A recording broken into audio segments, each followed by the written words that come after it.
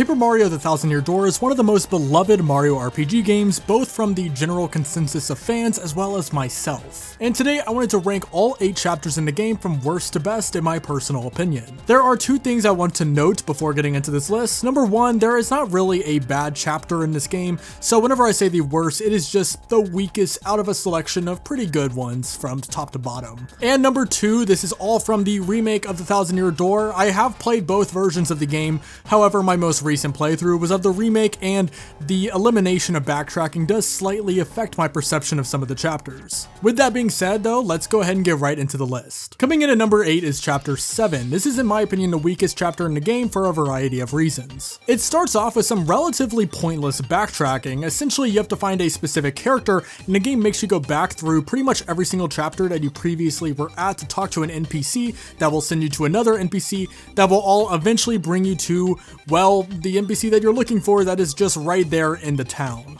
Now, of course, in the original game, this was even worse because thankfully in the remake, they added a fast travel hub underneath Rogueport, but even with that, it isn't fun to do this, and honestly, the whole joke that it culminates in isn't funny enough to warrant the whole backtracking sequence. Now, the little Arctic area called Far Outpost that you spend a very brief amount of time in prior to going to the Exnot Fortress is very cute, however, it is relatively underdeveloped. From here, you go to the moon, which unfortunately you don't really do anything too interesting on the surface of the moon. It is essentially just a segue to the Exnot Fortress, which I will say, I do enjoy the Exnot Fortress, the music is fire, and it's cool to retrek some of the areas that you previously were playing with during the Peach intermissions. At number 7 is chapter 2. Of course, this is Boggly Woods, which is one of the most unique aesthetics of any area in any Paper Mario game. Especially in the Switch remake of this game, Boggly Woods is just absolutely remarkable to look at. Another thing I really like about this chapter is that it sets up the Shadow Sirens, which, although this is not actually where Vivian joins our party,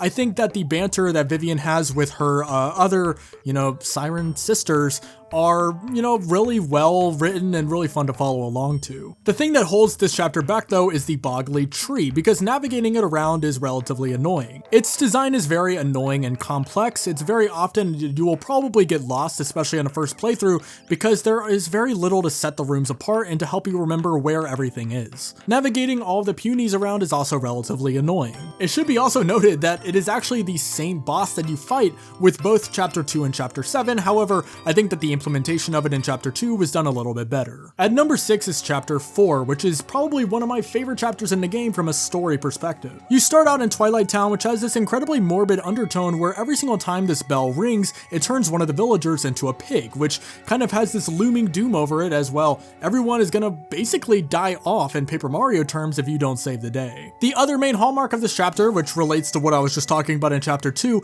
is that this is where we have Vivian's character arc, where she goes from, being a part of the Shadow Sirens to joining you in your party. Now, while the backtracking that everyone loves to bring up with this chapter is rectified a little bit in the remake, it is definitely one of the weak points of this chapter, as the amount of times that you have to go back to Twilight Town from the mansion can be a little bit annoying. I'm also not a huge fan of Dupless as the boss fight of this chapter compared to the other boss fights that we have in the game. I think that it is really the aura and aesthetic of this chapter as well as the story aspect that helps it prevail above the previous 2 mentioned though. At number 5 is chapter 1. This is, your intro chapter, and there's not really anything particularly amazing or bad with this one. I will say the music is really good. You have Petalburg, you have Hooktail Castle, you have Pedo Metals, you have a lot of fun music going on here, which is actually surprising for me to be noting that with the first chapter of a game. I really like Koops as a partner and how he is avenging his father's death. I really like Hooktail Castle, it's pretty well designed. I also think that Petalburg is just a really adorable town as well. Like I said, nothing really bad or offensive about this chapter, it's just the 4 that we have coming up are just next level. At number 4 is chapter 6. This takes the whole murder mystery idea from chapter 7 of the previous Paper Mario game and amps it up with you spending 3 days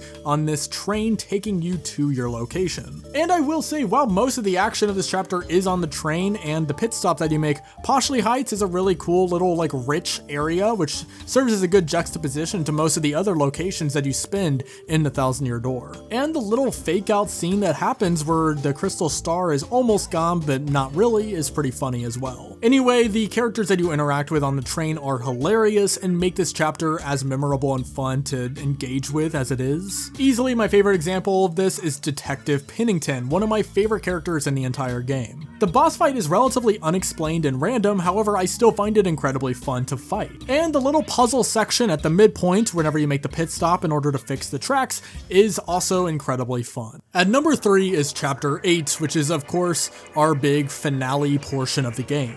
Throughout your entire journey, the game keeps on adding to the mystique of what is eventually going to be behind the 1,000-year door, and Chapter 8 does not disappoint. The aesthetic of the whole purple, extravagant vibe of the castle that you're going through is incredibly breathtaking and memorable. The boss fights here are what steals the show. It's not just the big final boss, but it also is everything from your back-to-back fight against Bowser and Sir Grotus. The puzzles that you solve here are also pretty good, and I would say overall this is just a much better step up in terms of pacing than the slog that was Bowser's Castle from the original Paper Mario. At number 2 is Chapter 5. This is easily some of the funniest character interactions in the entire game. Admiral Bobbery has an amazing backstory, super memorable and very easy to resonate with it. Cortez is one of my favorite bosses in the entire game. There's something so funny about how you fight him, and then whenever you reveal that you're just looking for the crystal star, he's like, yeah, sure, I'll give that to you. The aesthetic of both Keel Hall Key itself, but also the cave that you have to go through,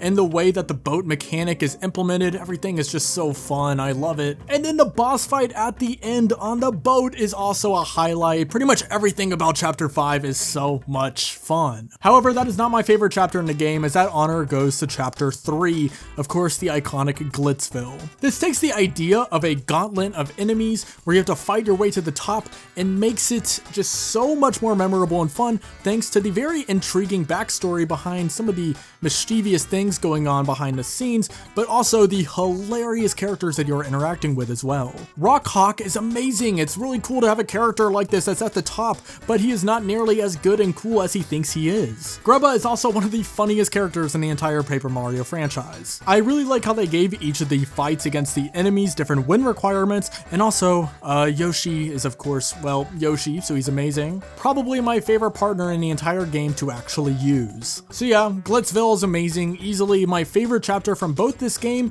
and possibly from Paper Mario as a whole. What does your list look like though? Feel free to let me know in the comments what your favorite or least favorite chapter in the 1,000-Year Door is. If you enjoyed this video, feel free to like and subscribe, as that is the best way to support the channel. Thank you so much for watching, and as always, peace out.